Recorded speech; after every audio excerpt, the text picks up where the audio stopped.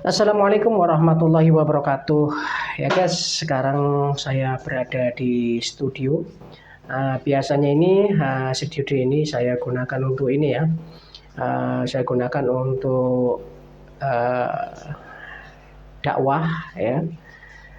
Akan tetapi di kesempatan ini sengaja kami ngevlognya ya. Ngevlognya itu di dalam studio dikarenakan ya karena di luar itu sedang hujan ya.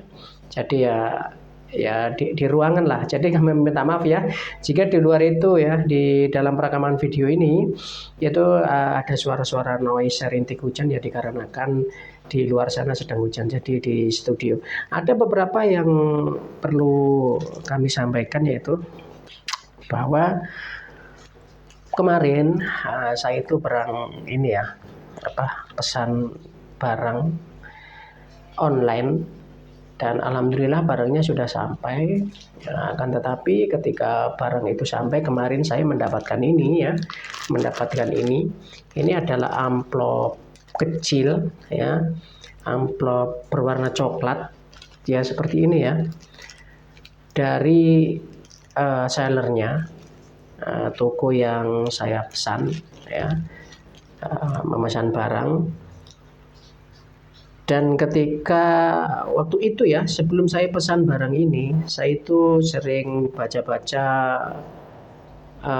ulasan mengenai barang tersebut, dan ada itu beberapa komentar yang juga mendapatkan amplop coklat ya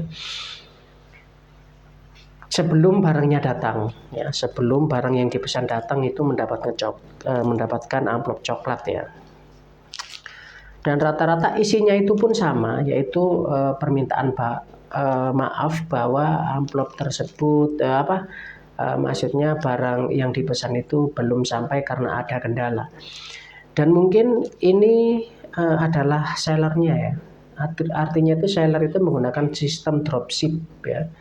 Jadi ketika kita memesan barang secara online ke salah satu toko, kebetulan saya ini di toko Oranye ya, memesan suatu produk barang ya, ke suatu toko online di salah satu aplikasi retail, dan di situ kita sudah melakukan transaksi ya, artinya barang dikemas ya. Kemudian pada saat pengiriman itu ternyata barang yang kita lacak itu berbeda dari toko tersebut asalnya. Kemarin saya itu pesan dari kota Kediri barangnya ya, tokonya itu beralamat di Kediri, tapi anehnya di aplikasi tersebut itu bukan dari Kediri tapi dari Jakarta Utara. Dan ketika barang itu sudah saya terima di aplikasi tersebut itu belum, artinya pesanan itu belum selesai padahal udah 2 hari. Dan setelah 2 hari barang tersebut saya terima, saya mendapatkan amplop coklat ini. Jadi giliran saya yang mendapat amplop coklat ya seperti ini dari kurir ya, kurir aplikasi dari aplikasi Oranye tersebut ya. Dan di sini terdapat kertas kecil seperti ini ya, kertas kecil seperti ini. Saya bacakan di sini. Dear kakak yang baik hati, terima kasih atas orderannya. Jika amplop atau kardus ini datang dulu, mohon ditunggu barang pesanan kakak ya, karena masih dalam perjalanan pakai ekspedisi lain. Jika masih ada kendala atau barang pesanan belum diterima juga, silakan hubungi kami via chat di marketplace kakak beli. Thank you ya. Apakah ini penipuan? Nah, pada waktu saya itu dulu baca komentar-komentar itu sebelum saya terjadi kepada saya pribadi, itu banyak komentar mengatakan mendapatkan amplop coklat tapi barangnya itu ditunggu-tunggu, tidak kunjung diterima atau datang. Sehingga bisa jadi seperti itu ya. Itu rata-rata yang komentar itu seperti itu. Tapi alhamdulillah yang saya alami itu malah berbalik ya. Berbalik, yaitu saya mendapatkan barang dulu, udah selesai ya, udah saya terima, kemudian mendapatkan amplop semacam ini. Jadi apa yang harus dilakukan bila kita mendapatkan amplop coklat ini, akan tetapi barang itu belum kita terima, ya, artinya masih dalam perjalanan. Apa yang harus dilakukan? Yang dilakukan itu adalah yang pertama itu jangan panik ya, jangan panik. Karena apa? Tetap tenang dan jangan terburu-buru melakukan apapun, ya. Itu yang harus dilakukan, jangan panik. Itu satu. Karena kalau kita panik itu pasti pikiran kita tidak tenang, rasa khawatir dan macam-macam hal-hal yang bisa menghantui pikiran kita. Kita takut intinya tertipu, apalagi kalau kita itu beli barangnya itu mahal ya. Kemudian jangan transfer uang. Jangan pernah mentransfer uang ke rekening pribadi dengan alasan apapun terkait paket tersebut. Terkait paket yang kita pesan itu jangan dilakukan ya. Pembayaran resmi biasanya melalui virtual akun ya, atau metode pembayaran resmi lainnya. Jadi jangan pernah mentransfer uang kepada sellernya, dalam artian tokonya ya, atas nama pribadi jangan pernah. Karena biasanya itu pembayaran hanya bisa dilakukan dengan cara selain COD ya, itu dilakukan melalui virtual account ya, seperti itu. Kemudian jangan klik tautan yang mencurigakan.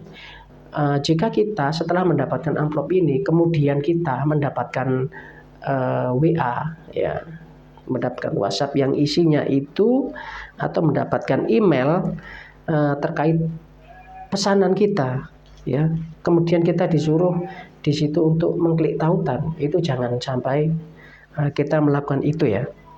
Karena takutnya ketika kita mengklik tautan dari si pengirim tersebut, itu